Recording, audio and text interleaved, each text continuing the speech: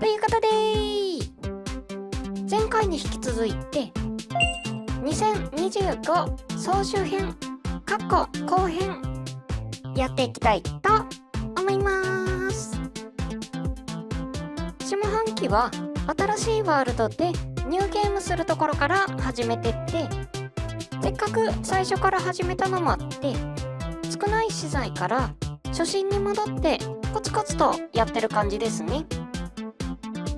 なので新しいお客さんはこの辺から見ていただけるとちょうどいいのかなということで行ってみましょう。おー、ここが新しい世界か。まずは資材を集めましょうか。まあなんやかんやで資材も適当に集まってきたかな。よし、じゃあ実際に何かを作りたいところなんだけど、モーターを使った乗り物を作ってみましょうか。モーターは本体に電流を流すと軸が回転するので、まずはここに車輪をつけましょうかね。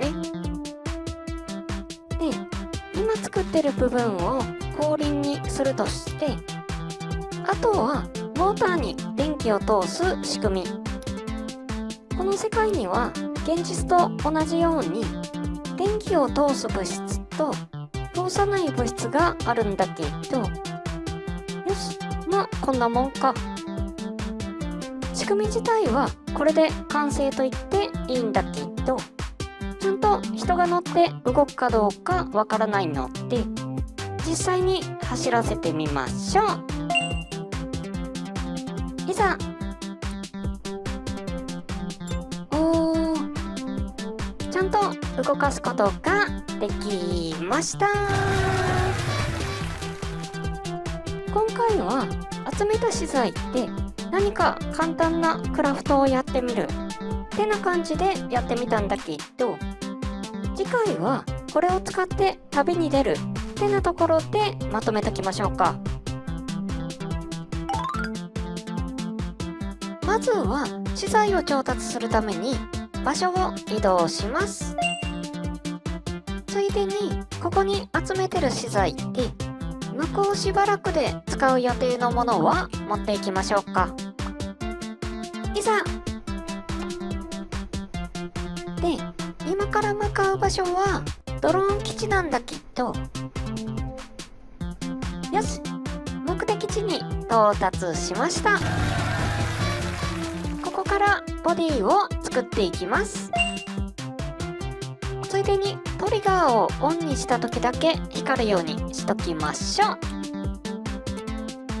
この際タイヤも作り直しますか。ついでに全体のバランスも調整しつつ飾り付けも増やしていきます。よし、これで電動スクーターが完成しました。じゃあ実際に動かしてみましょう。いざ。おー、タイヤを丸くしたのと太くしたのもあってか、走行の安定性が上がりましたね。あとタイヤの直径が大きくなったことで1回転の外周が増えた分スピードが上がってるんだけど、その代わりトルクが下がって上り坂で大きく減速しちゃうかな。とはいえ、まあ総合性能では上がってる手応えなので、まあ上々でしょう。で、今走ってるあたりとかビームを撃ってくる敵がいっぱいいるんだけど、こいつらになんとか対抗したいんだよね。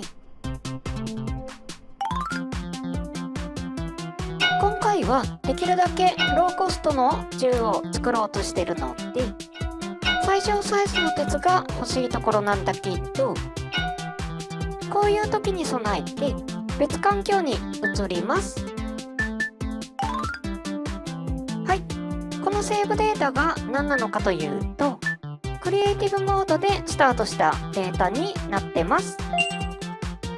このモードでは通常モードでコレクション登録したものを無限に生成することができるので、まずは細い鉄、ギリギリ生成できる大きさを選んで、よし、同じように火薬、よし、この2つをくっつけて、ちゃんと的に当たってますね。で、これで試してみると、まあこんな感じか。次は着火装置。ここで使うのがベアリングを複数使ってバネみたいに動かす仕組み。ベアリングの軸と外輪は動かした時に元に戻ろうとする性質があるので、それを利用して火花を起こす。だいたいいい感じですね。じゃあ通常モードに戻ってきたんだけど、まずはさっき設計図登録したものを生成します。よし、これで実際に戦ってみましょう。いざ。柱には当たってるんだけど、できるならビーム砲だけ壊したいんだよね。ってな感じで試してるんだけど、なかなか当たんないな。まあとにかく、よし、風車を破壊しました。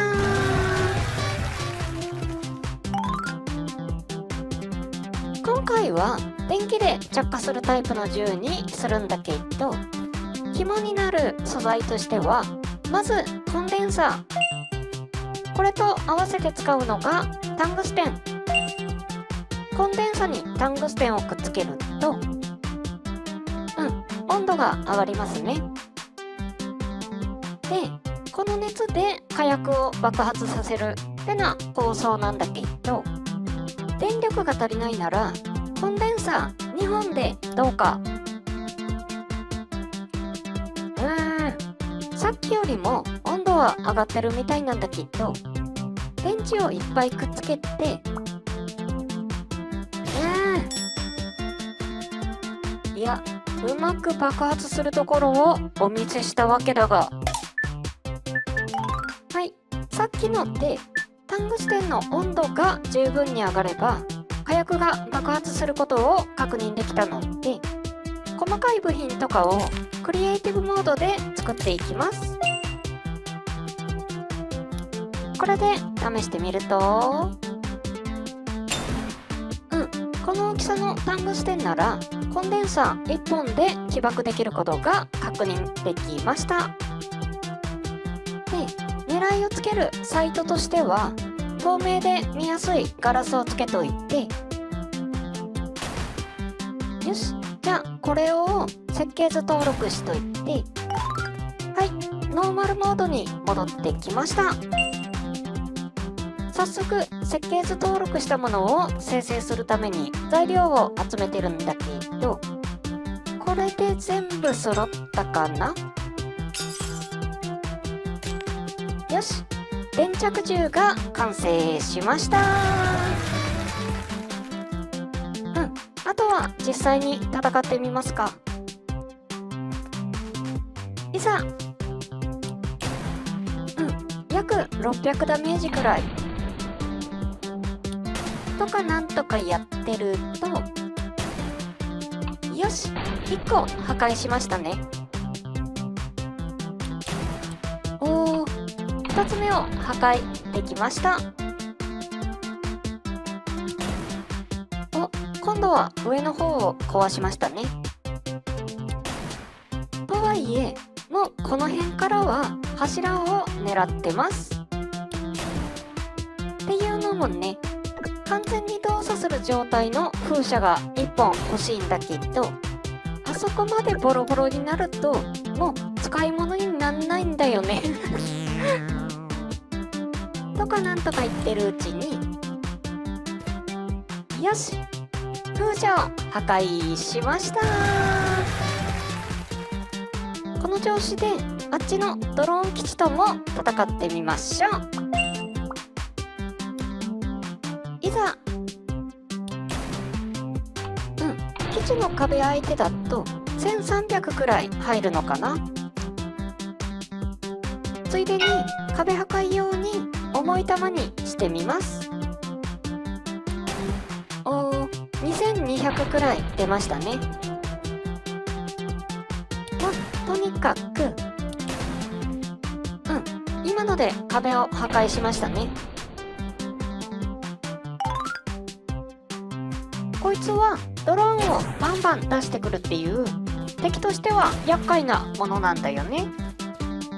ただし製造装置さえ確保しとけばこの後好きなだけドローンとベアリングをゲットできるってところで、まずは周りを囲って逃げないようにします。よし、ひとまず第1段階はこんな感じで、次に自動でドローンを破壊する仕組みを作りましょうか。このブレードの先にドローンをくっつければこれでよし。これでドローンを5体未満に減らすとちゃんと出てきますね。でちょっとね、すぐ隣にも基地があるのでついでにやっつけちゃいましょうか。で正直スポナーはこの距離に2つもいらないのでこいつは破壊しちゃいます。よし。でこれでゲットできるのがエンジンって言ってもね、こいつの話は一遍置いといて、一段落したことだしスクーターをこっちに持ってこようかな。よし。でドローンは普段上にふよふよ置いてるんだけど横にすると横向きに動くことができるのでこうやって乗せると加速力が上がるはず。さっきよりも微妙に速くなって平地だと時速約28キロ。ただこのドローンは常に不思議パワーが出てるので止めたい時に止まらないのが問題なのと、あとは水に弱いのが弱点かな。はい、じゃあ今度はドローンとベアリングで武器を作ってみましょう。これであっちのドローン基地を倒してみましょうか。いざ。なんか変な曲がり方するな。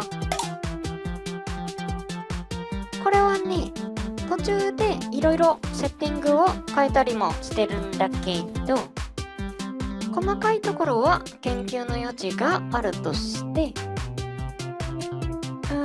ちょっとね、これスポナーを破壊するにはドローンの数が足りんかったかもしんない。せっかく無限に出てくるので今度はドローン8個を使ったパワーアップ版。とにかくよし、これで破壊することができました。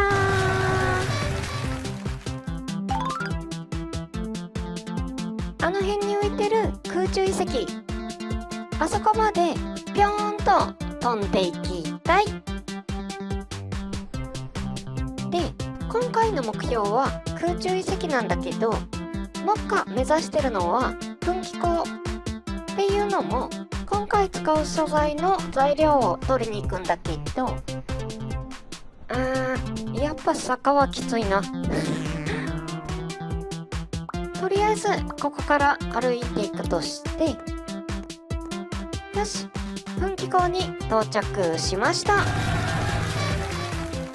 でさっき取ってきた生ゴム、これを硫黄とくっつけるとゴゴムが出来上がりました。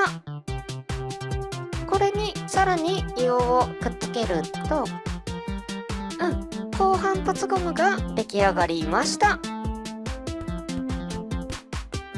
よし、じゃあこれで空中遺跡まで飛べるか。では、いざ。全然ダメですね。はい、クリエイティブモードにやってきました。そんな感じでなんやかんや試しながら、結果この左から2番目のやつが一番効率が良さそうですね。で、さらに飛べるようにってところで、ここで使うのが爆薬なんだけど、さっきのゴム板にこれをくっつけるとどうなるか。いざ。おー、大木を飛び越えるくらい高く飛べました。これならもしかして空中遺跡まで行けるんじゃないかってなところで、はい、ノーマルモードに戻ってきました。ここでさっきのゴム板とニトロセルロースを作っていきます。いざ。結構飛んではいるんだけど、まだまだかな。っていうかね、かなり近くまで飛べるときはあるので、ゴムの起源とか、あと風向きによってはワンチャンいけるかってな感じでやってるんだけど、なかなか奇跡は起きない。残念だけど今回はこの辺で諦めますか。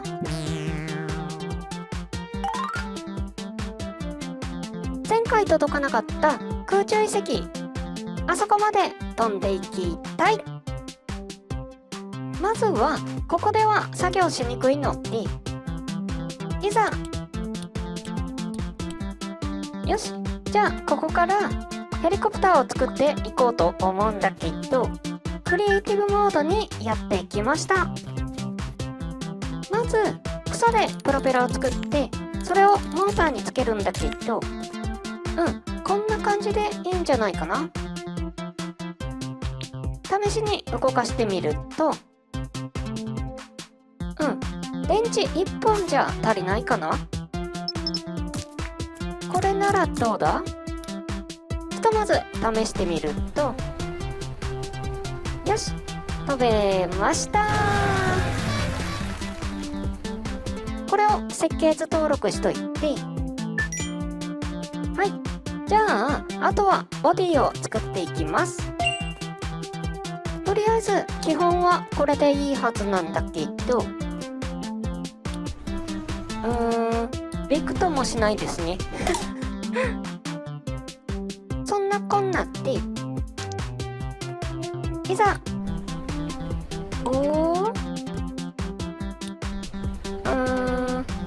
反作用が強すぎる。そんな感じでなんやかんややっていくと、なんとか飛ぶことができました。とはいえ、空中遺跡まではちょっと難しいか。いや、これもしかして届くんじゃね。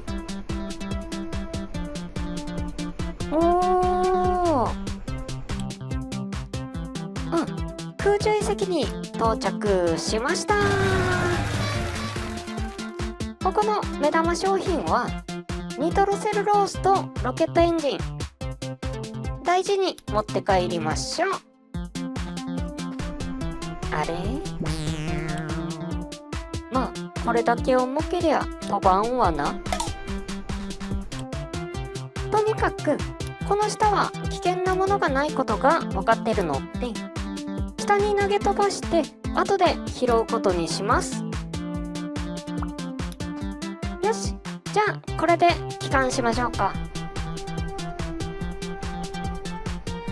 で、今回途中で電池が足りなくなったりしたんだけど、そもそも充電する仕組みをなんとかしたい。今回発電する方法をいくつか紹介するんだけど、手で回すのはさすがにきついので、このドローンで発電してみましょうか。ドローンの数を増やせばもっといけるんだけど、これはこれでいいとして、次はエンジンを使った火力発電。これをモーターに向かい合わせにくっつけると、ひとまずうまいこと動いてますね。そんなこんなで必要な分は充電できたので、ここで前回空中遺跡から放り投げた資材を取りに行きましょうか。ロケットエンジンが見つかりました。他にもいろいろ落としたんだけど、どこ？あんなところまで。とにかく次の発電方法で使うのがこのソーラーパネルなんだけど、ソーラーパネルは発電量が大したことないので、目に見えた速度では充電が進まないんだよね。こいつは一遍置いといて、噴気口の熱を使った地熱発電。さっきの火力発電の応用になるんだけど、噴気口の内側は100度。この温度差でエンジンを回します。仕組み自体はこれでやってるはずなんだけど、あれこれ昔は実際にうまく使えたはずなんだけど、結論から言うとうまく動きませんでした。これはうまくできた方は教えてください。ってことで諦めときましょうか。で、さっき放置してた太陽光発電。まあ長時間作業してたのもあって割と充電できてますね。よし、まだやりたいことはあるので荷物をまとめていざ。ちなみに太陽光発電に関しては何も消費しないし複雑な仕組みも必要ないってのがメリットですね。とにかく最後に紹介するのは風力発電。ただビーム砲が邪魔なので、できれば銃でビーム砲だけ壊したかったんだけどしょうがないので、ここで使うのがこの前使ったゴム製のジャンプ台。これでジャンプしてビーム砲をぶん殴って壊します。って言ってもね、なかなか簡単にできるわけでもないんだけど、私くらいのつよつよプレイヤーともなるとうまくいったかのように編集するのもたやすい。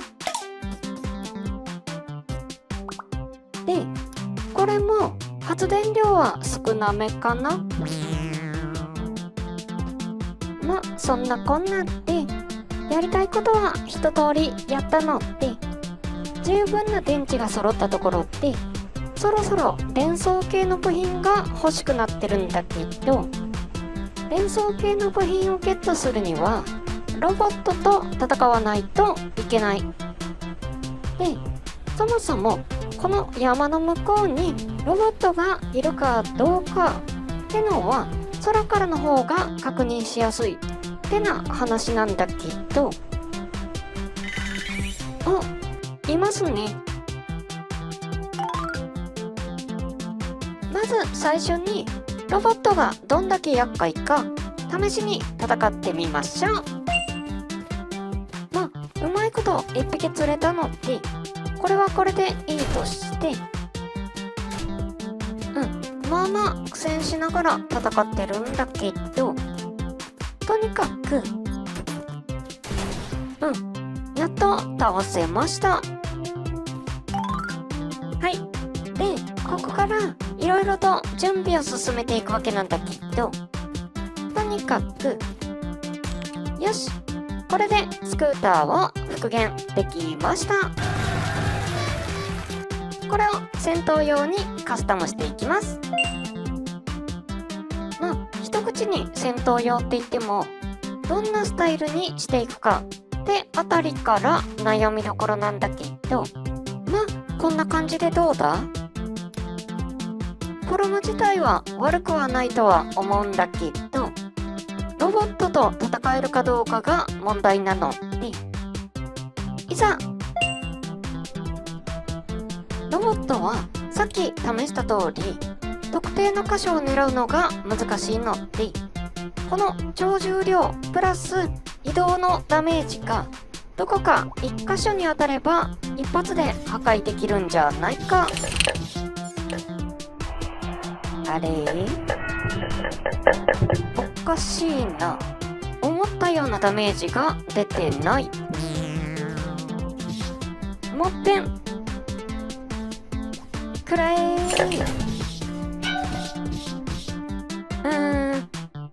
ちょっとね、これ通りすがりに柱を1本倒してるんだけど、この時合金の柱に7000ダメージ以上与えてるんだよね。これ前からなんとなく感じてたことではあったんだけど、ロボットへのダメージは通常の物理法則以外の要素があるってことかな。はい。破損した箇所の修理とか、壊れやすいと思われる箇所の補強とかをやってるんだけど、いざこれでもうちょいパワーアップしましょうか。とにかくこれでいってみましょう。うりゃやっぱいまいちか。まあこの後も若干戦ってたんだけど、目立った成果が出なかったので、次は普通に白兵専用の武器を試してみようかな。この光爆式武装っていうシリーズは、半身を覆うタイプの後部一体型の武装ってのが基本コンセプトになってます。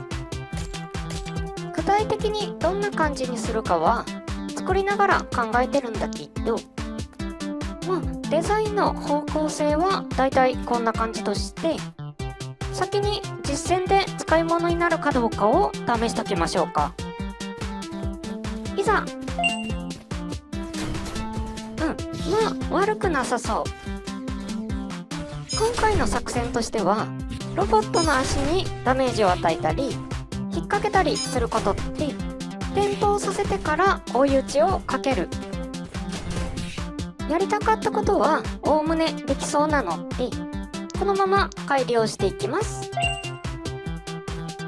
で、全体的にもうちょい大きめに作り変えてるんだけど、これで実際に戦ってみましょう。いざ。これブレードは要所要所にセラミックスとかタングステンをつけてはいるんだけど、転倒させると手に持ってる武器を落とすので、特にセラミックスなんかは先に奪って拾われないようにすると同時に自分を強化するってなことができます。セラミックスを拾えた分、こっちの武装もそれだけ強化できるので、その分効率が上がったりしますね。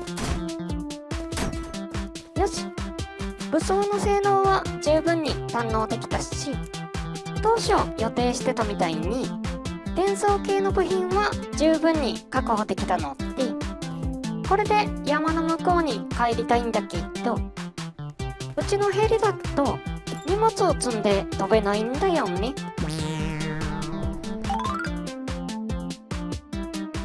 よし、とりあえず海沿いまで移動します。まず積み荷を下ろすのと、タイヤは今回必要ないので外しときます。仕組みとしては、板が回転して水がきするようなパドル式を採用します。で、本体の重さで沈まないようにするためのフロートユニットは草で、周りにプラスチックの板もつけときます。これで動かしてみると、微調整する余地はあるとはいえ、実質これで完成と言ってもいいところなんだけど、せっかくなので電装系の部品で操作系統の仕組みを改良しましょうか。トランジスタを使って電源オンとオフを切り替える仕組み。こういう風に反転型を2つ組み合わせると、最初にトリガーをオンにした時点でこっちがオフになって、こっちの回路が入りっぱなしになる仕組みが出来上がります。正直私はこの辺の配線は苦手なので、さっきみたいにいっぺんちゃんと動く仕組みを作ってから、その後でこんな風に配線を整頓してたりします。で、これをスクーターの操作パネルとして移植。よし、あとは荷物を積んでいきます。とにかくこれで行ってみましょう。いざ。フロートユニットが大きめなので、この積載でも安定して動きますね。体感このくらいの速度で海を動けてると大きな不満はないかな。そんなこんなで途中に浮いてたブイを回収しながら進んでるんだけど、よし、以前作業してた場所の近くまで到着しました。で、ここからはまた内陸を移動することになるんだけど、荷物が増えたのもあって元々のスクーターだと移動しにくいんだよね。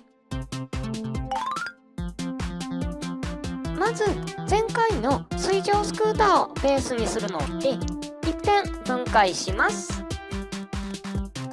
で、もちろんタイヤも以前使ってたものを復元することもできるんだけど、これね、公式ディスコードにあるなめらかタイヤバージョン3なんだけど、ひとまず2輪分。まあだいたいこんなもんか。じゃあここに側車をつけていきます。ソーラーパネルそのものが荷物でもあるし、こいつを外装として使いつつ、ある程度形を考えながら作ってます。左右のバランスが違うので、左に曲がるときはいいんだけど、右に曲がるのが難しいかな。とはいえ、リアルのサイドカーもその辺の扱いにくさはあるらしいので、うまいことリアルを再現できてるって意味ではむしろいいポイントだし、おおむねちゃんと動くことは確認できたので、あとは細かい部分を調整していきます。坂道に引っかかるケースもあったので、側車側にもモーターを積みましょうか。あとは荷物を積んでいきます。ここにある分はこんなもんなんだけど、あっちの方にも置きっぱなしになってる荷物があるので、ちょっと移動します。まあ全部が全部使う荷物かっていうとそうでもないんだけど、これで実運用試験行ってみましょう。いざ。なかなかいい走り。映像では地形とか障害物とかで加減速しながら進んでるんだけど、このくらいで十分ですね。そんなこんなで無事に帰ってくることができました。それよっか、さっき途中で見つけた交渉、まだこの辺でもレア素材の入手漏れがありますね。で、前回カメラに映った交渉以外にもいくつか交渉があるのが見えてたので、今回はそれらを壊しながら、まずは武器の基本をいろいろ試していくってな流れなんだけど、こいつは小さいので、とりあえず持ってきた適当な鉄の塊、こいつで殴ってみると、普通に壊せますね。で、あっちに見えてるのが前回映像に映ったやつなんだけど、まずは単純に攻撃力の高いセラミックスの武器、これで壊せるかというと、ここで使うのがタングステン。これを鉄の刃にくっつけると、結構なダメージが入りますね。壊れた刃はこぼれ落ちるんだけど、全部壊れるまでは何回も攻撃ができるってな設計です。とにかく、交渉を破壊することができました。実用レベルでは今みたいな感じの刃物があれば、あのくらいの交渉は壊せるってことで、ひとまずの結論としといて良さそうですが、今回はもっとかっこいい感じの武器を作る予定だったので、次の交渉を目指しましょう。はい、あの大きさだと簡単に壊せるのも分かってるんだけど、ここで使うのが硝石。こいつは物体の燃焼速度を上げることができるので、これでタングステンブレードが出来上がりました。これで殴ってみると、楽勝で破壊できました。はい、まず単純にでかいブレードを作ったとして、これ振り回すのが難しいんだよね。なのでこれをモーターでぶん回すものを作ってみます。こんな感じで大丈夫そう？いい感じ。で、刃の方にもゴム板をつけといて、モーターで刃が動くだけのシンプル設計なんだけど、こんな感じ。ちょっとね、実際に背負った時にいろいろと兼ね合いが悪かったので、その辺を調整します。これでどうだ？ちょっとコツがいりそう。とはいえ、だいたい動きそうなので、これで次の交渉を壊しに行ってみましょう。待って、これ交渉より先に風車壊さないと厄介そうだな。おりゃ、一撃で風車を破壊しましたね。とりあえずこの辺の戦利品は置いといて、最後の交渉を壊しに行きます。いざ。結構なダメージを与えたんだけど、刃が1本折れましたね。あとはこれでも壊せそうなんだけど、ちょっとね、かっこ悪いので、これで復元完了。引き続き殴ってみると、さっきみたいにうまく当たるとでかいとはいえ、く当てるのが難しいですね。とにかく、よし、工場を破壊することができました。で、今回も含めて、ここ最近で資材がいっぱい集まってるので、いっぺんこれを置いとくための場所が欲しい。で、今回作るガレージハウスの建設予定地はスタート地点を考えてるんだけど、最近作業場所にしてたこの辺りにも荷物があるので、雑品もある程度持っていけるんだけど、これでスタート地点を目指します。はい。で、まずはどの辺に家を建てるかなんだけど、だいたいこの辺でいいかな。まず家の壁は主にゴムの木で作っていきます。この辺は色合いの好みで選んでいいんじゃないかな。で、これ結構大きな木の板を使ってるんだけど、これはあらかじめクリエイティブモードで用意したものを設計図登録して使ってます。一応大まかなイメージだけはありつつ、あとは作りながら考えてるんだけど、実際これ途中の映像からさらに変えていったりしてるんでね。で、これね、映像では大幅カットしてるのってあたかもサクサク作ってるように見えるかもしんないんだけど、実際には悩んでる時間も含めて10時間超えてますねまあなんやかんやいろいろやってってある程度形になってきてるんだけど、最終的にどんな家が出来上がったのかというと、な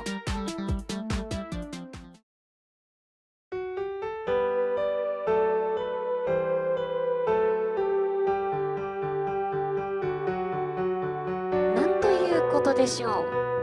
さまざまな木材を使った鮮やかな色彩、職人の息遣いまで感じられるガレージハウスが完成しました。周囲の木々がまるで緑の壁となり、自然に包まれながら作業できる至福の環境。広々と伸びる黒いルーフは強い日差しを柔らかく遮り、作業スペース全体に落ち着いた影を作ります。玄関口の電源パネルは部屋の電気をつけることができます。家の反対側に設置されているのは屋上に続く階段。それを登った先はまるで自分だけの展望台。休憩スペースとして椅子を置いてもよし、さらには簡易的な遊び場としても使える、そんな多用途空間となっているのです。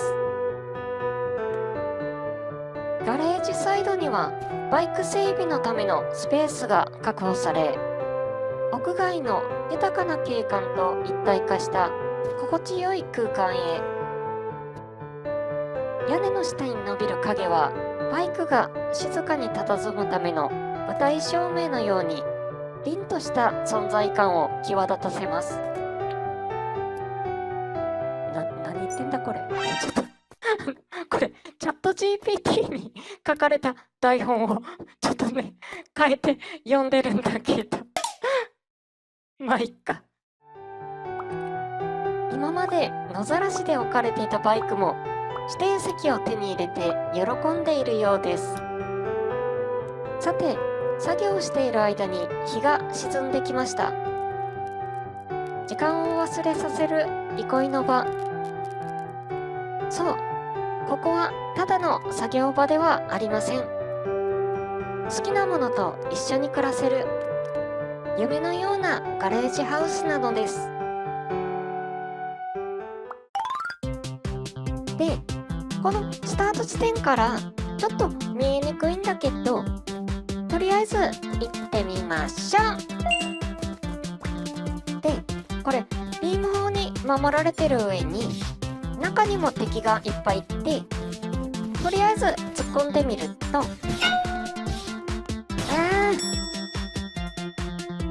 はい、こんな風にサクッとやられちゃいます。で、こいつを要塞の近くまで持っていけばその場所で復活できるってな話なんだけど、細かいことは置いといて、よし、こんなもんか。では行ってみましょう。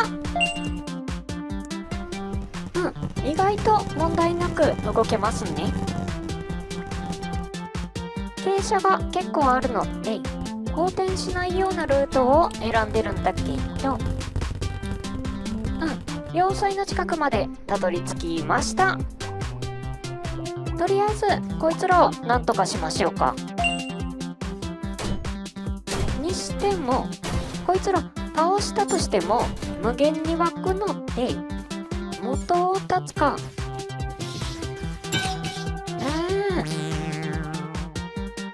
なんちゃってさっきの場所に登録しといたんですぐリベンジできます。ロボットスポナーを壊せばそれ以上は湧かないので、よし、ロボットどもを一掃しました。で、あっちに見えてる要塞、あれが今回のメインターゲットなんだけど、武器が届かんな。選択肢はいくつかあるんだけど、連着銃下手くそか。しょうがないので直接殴り込みをかけたいところなんだけど、あっちの方から飛び込めそうなのでちょっと場所を移します。よし、ここをレスポーン地点としていざ、よいしょ。こいつらをとりあえず倒しといて、主に自爆ドローンのダメージでやられてるんだけど、邪魔なのは落としたビーム砲か。あとはロボットスポナー。順番的に自爆ドローンスポナーが先だったか。まあどっちにしろ無限に復活できる私の敵ではない。まあとにかく要塞のこっち側の敵をだいたい倒しました。この段階で出入り口を作っておきましょうか。ここで使うのがじゃん、展開式ブレード。まあしこたま殴り続けた結果、要塞の出入り口が出来上がりました。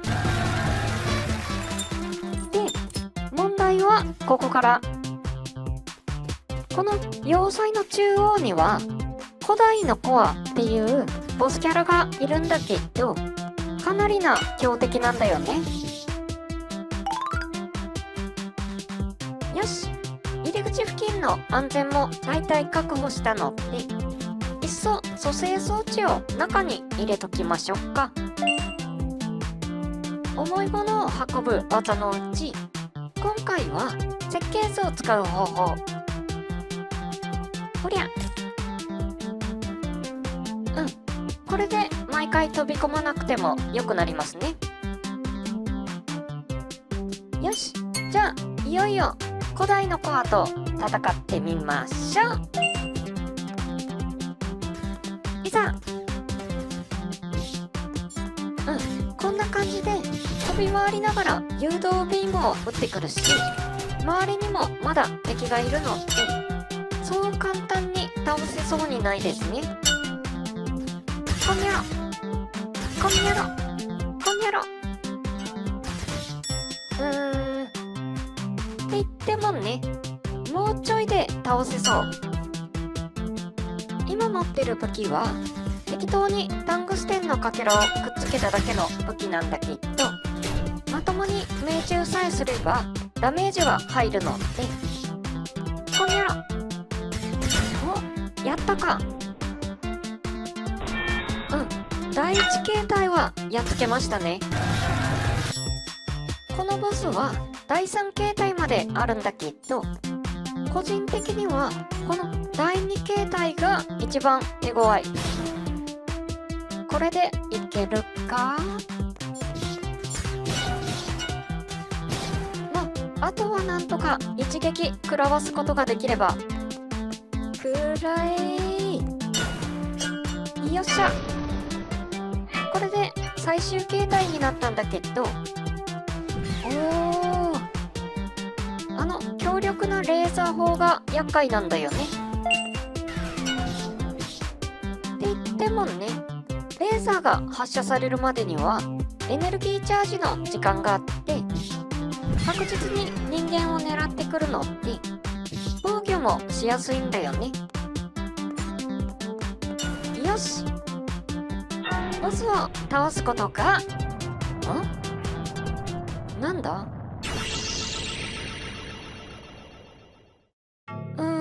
ちょっと状況がわかんないんだけど、ボスがまだ生きてる世界線に飛ばされたみたいです。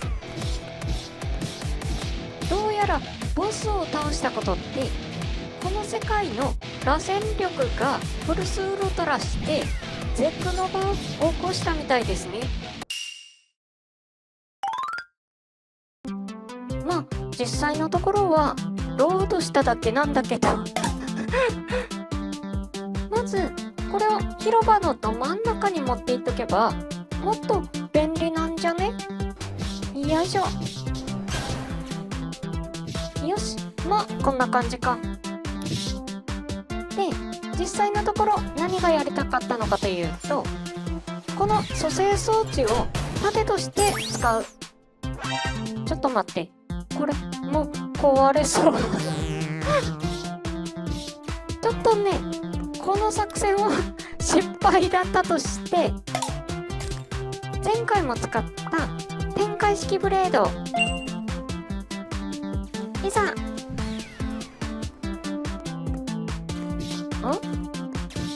レーザーで電源系統を破壊されましたね。こうなると電気の力で振り回すこいつはもう使い物にならない。ちなみに蘇生装置があるおかげですぐ復活できるはいいんだけど、復活した直後に蘇生装置がレーザーを食らって壊れたりするのってほんと何のために持ってきたんだこれ。とにかくよし、ボスを倒すことができました。なんだよ、またかよ。はい、またボスが生きてる世界線に飛ばされちゃいました。っていう茶番にもうちょい付き合ってほしいわけなんだけど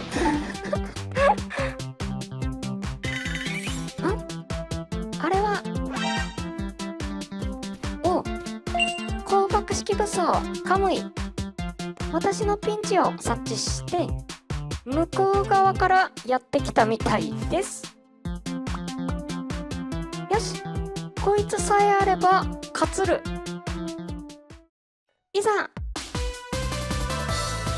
こいつは全身をアーマーで囲ってるので、さっきの展開式ブレードと比べると頑強なんだけど、さっきからどんどん走行が削れていってて、持久戦に持ち込まれると不利。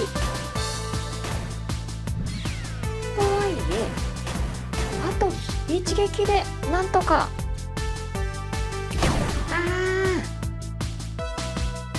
とにかくボスを倒すことができました。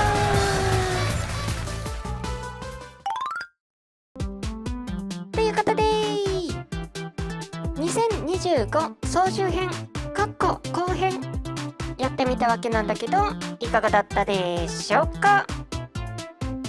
ニューゲームからボスを倒すってところまでをこの半年間に収めたんだけど、もちろんこの後ボスを倒した時にゲットした資材も引き続き使っていきますので、俺たちの戦いはこれからだ。まあとにかく来年も引き続きやっていくのでよろしくお願いします。はい、じゃあ今日はこの辺でバイバーイ。